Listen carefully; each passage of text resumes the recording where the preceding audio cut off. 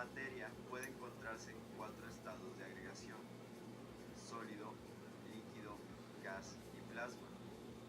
Los sólidos tienen una forma definida, son capaces de soportar y transmitir esfuerzos porque microscópicamente sus moléculas están dispuestas de manera ordenada. Los líquidos son capaces de fluir, muchos de ellos son relativamente incomprensibles. De la capacidad de fluir se puede inferir que las fuerzas de atracción intramoleculares son menos fuertes que los sólidos. Los gases se comprimen con facilidad y ocupan todo el recipiente que los contiene, propiedades que nos permiten inferir que su estructura molecular, los espacios entre las moléculas de que están constituidos, son relativamente grandes. Un plasma es un gas en el cual los átomos están ionizados. Esto significa que los átomos que lo forman se han separado algunos o todos los electrones, convirtiéndose en una mezcla eléctricamente neutra. La clasificación de la materia en sólidos y fluidos nos permite estudiar de manera conjunta propiedades comunes a líquidos y gases en una rama de la física denominada mecánica de fluidos. La densidad es una magnitud física relativa a la concentración de masa por unidad de volumen de la sustancia.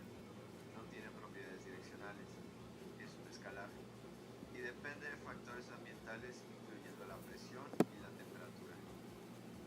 El método de medición de densidades para líquidos más comúnmente utilizado es el llamado método del pignómetro. El peso específico de un objeto homogéneo se obtiene cuando dividimos un peso entre el volumen que ocupa. La densidad de una sustancia puede ser expresada además en una escala relativa, llamada gravedad específica. La presión se define como la fuerza por unidad de área, es una cantidad escalar. La Tierra se encuentra rodeada de una capa de gas a la que llamamos atmósfera. En realidad es una mezcla de gases, pero se comporta como uno solo al que llamamos aire. La atmósfera está compuesta de nitrógeno, oxígeno, argón, carbono, neón, helio, vapor de agua, entre otros, y está dividida en diversas capas: la troposfera, la estratosfera, la mesosfera, la ionosfera y la magnetosfera, en ese orden ascendentemente. La atmósfera ejerce una presión sobre nosotros, a la que llamamos presión atmosférica, debido al peso. El principio de Pascal establece que los cambios de presión en cualquier punto de un fluido encerrado y en reposo se transmiten a todos los puntos del fluido y actúan en todas direcciones. Este principio de la hidrostática fue descubierto por Blaise Pascal, matemático, físico y teólogo francés, y comprobado en forma experimental. El otro principio fundamental de la hidrostática es el de Arquímedes, el cual nos permite explicar el hecho de que los cuerpos floten en los fluidos. Establece que un cuerpo sumergido sobre una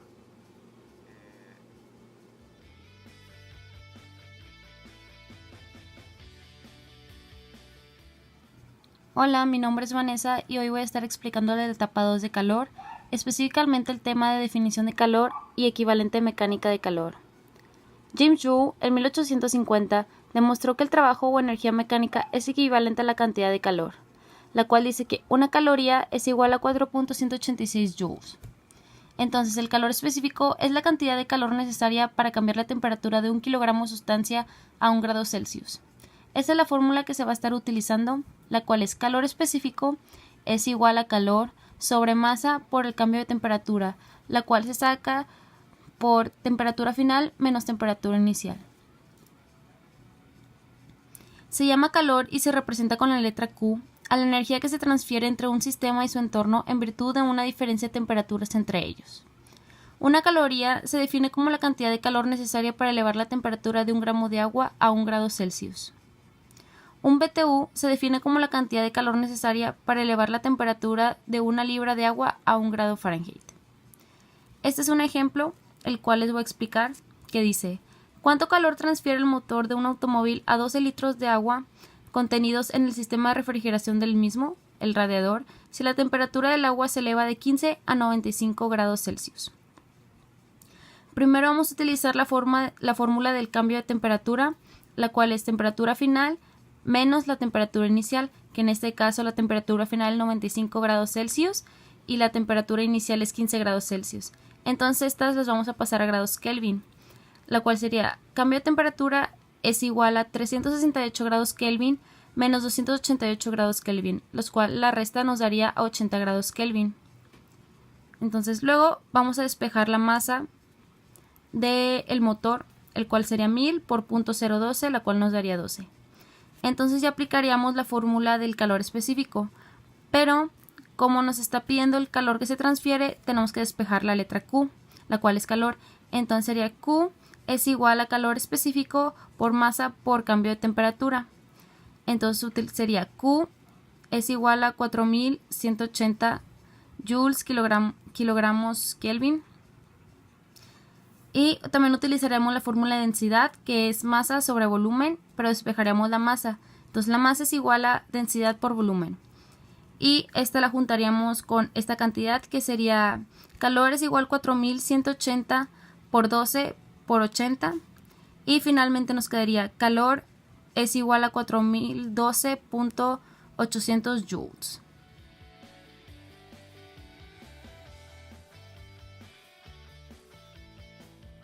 En esta etapa vamos a ver lo que es la ley de Coulomb y para qué nos sirve. Charles Coulomb estudió las leyes que rigen la atracción y la repulsión de las cargas eléctricas puntuales en reposo. Los experimentos muestran que una fuerza eléctrica tiene las siguientes propiedades. La fuerza es inversamente proporcional al cuadrado de la separación R entre las dos partículas. Esto quiere decir que entre mayor radio, menor será la fuerza. Segunda propiedad. La fuerza es proporcional al producto de las cargas Q1 y Q2 sobre las dos partículas. Esto quiere decir que entre mayor sean las cargas, mayor será la fuerza. De la fórmula, ¿qué es esta?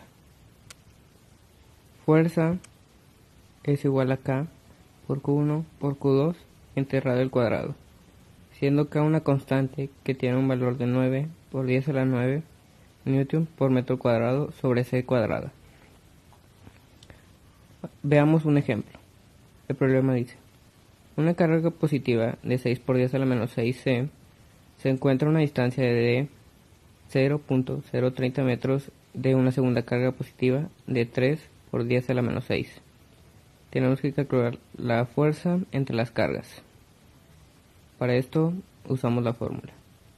Es 6 por 10 a la menos 6 por 3 por 10 a la menos 6 entre 0.030 al cuadrado. Todo esto lo multiplicamos por la constante y nos da un valor de 180. Ahora veamos la segunda condición. Dice que si la carga fuera negativa. Aquí lo único que tenemos que hacer es cambiar el signo, pero se hace la misma operación. Nos da un valor de menos 180.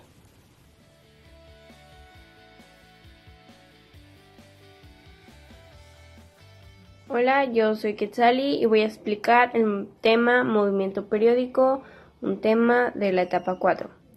El movimiento periódico es aquel en el que el sistema repite sus condiciones de movimiento al cabo de cierto intervalo de tiempo, tal como la oscilación de un péndulo, el movimiento de un satélite en su órbita, la vibración de una fuente sonora o una onda electromagnética.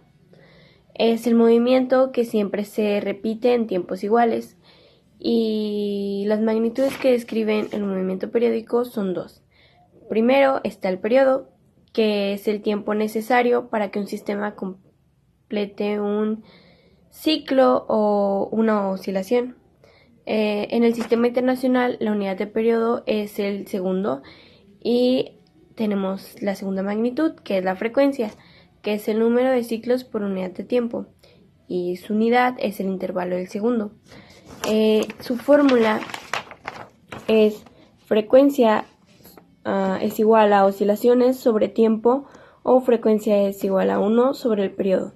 Y despejando para poder sacar el periodo es igual a 1 sobre frecuencia.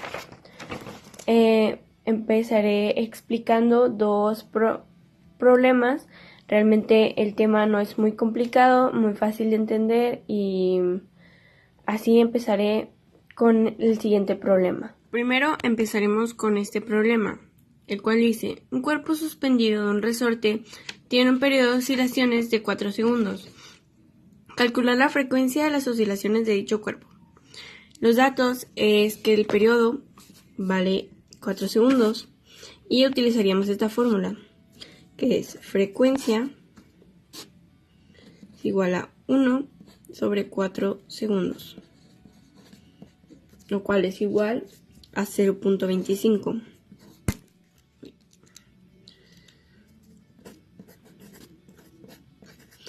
Este es el resultado. Como ya he mencionado, no es un tema difícil de entender. El siguiente problema dice: el médico determina el corazón del paciente, que el corazón del paciente está latiendo 120 pulsaciones por minuto. Determinar la frecuencia y el periodo de las pulsaciones. Tenemos que estar latiendo 120 en 60 segundos. Utilizaríamos la fórmula de frecuencia es igual a número de oscilaciones sobre tiempo, que es 120 sobre 60 segundos. Esto es igual a 2 Hz.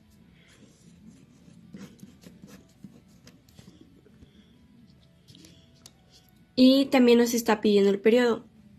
Como ya lo mencioné, despejando esta fórmula, podemos hacer que el periodo es igual a 1 sobre frecuencia.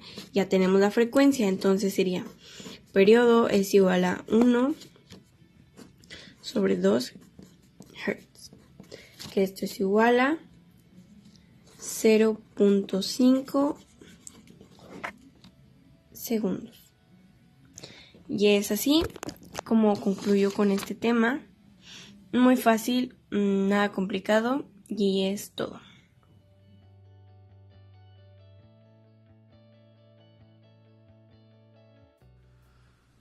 ¿Qué tipos de carga existen? Existen los protones, los neutrones y los electrones. ¿Cuál es la carga de cada uno de ellos? La carga del electrón es de menos 1.602 por 10 a la menos 19. La del protón es de 1.602 por 10 a la menos 19 y el neutrón no tiene. ¿Cuál es la masa de cada uno de ellos? La masa del electrón es de 9.109 por 10 a la menos 31. La del protón es de 1.673 por 10 a la menos 27 y la del neutrón es de 1.675 por 10 a la menos 27. ¿Cómo se puede electrificar electrificar un objeto? Por fricción, por contacto ya con otro electrificado o por inducción. Un ejemplo de esto es cuando agarramos un globo y lo frotamos en la cabeza. Ahí estamos generando fricción y lo electrificamos. ¿Qué es un péndulo? Un péndulo es un cuerpo que puede oscilar alrededor de un punto suspendido. ¿Qué tipos de onda existen? Existen las ondas electromagnéticas y las ondas mecánicas. ¿Qué fenómenos ondulatorios existen? Existe la reflexión, la refracción, la superposición, la interferencia, la difracción, las ondas estacionarias y la resonancia.